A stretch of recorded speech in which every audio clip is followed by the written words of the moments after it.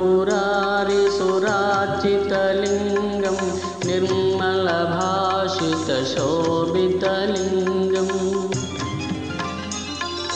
जन्मजदुःखविनाशनलिङ्गं तत्प्रणमामि सदाशिवलिङ्गम्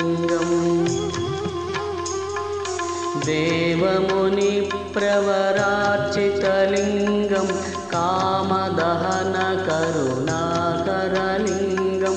रावणदर्पविनाशकलिङ्गं तत्प्रणमामि सदाशिवलिङ्गम्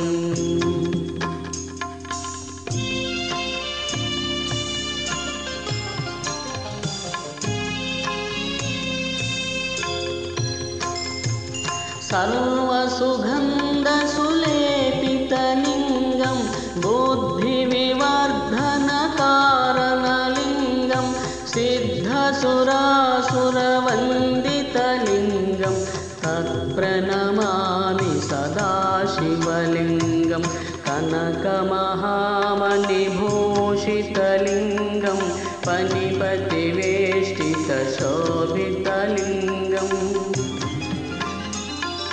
दक्षसुयज्ञविनाशनलिङ्गं तत्प्रणमामि सदाशिवलिङ्गम्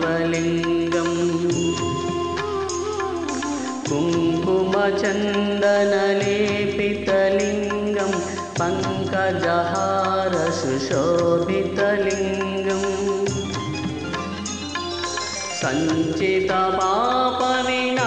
सञ्चितपापविनाशनलिङ्गं तत्प्रणमामि सदाशिवलिङ्गम्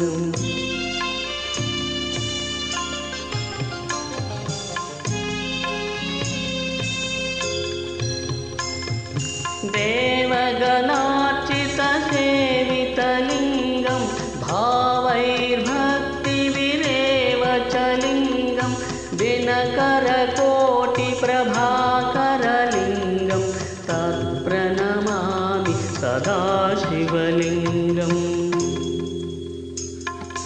अष्टदलोपरिवेष्टितलिङ्गं सर्वसमुद्भवकारणलिङ्गम्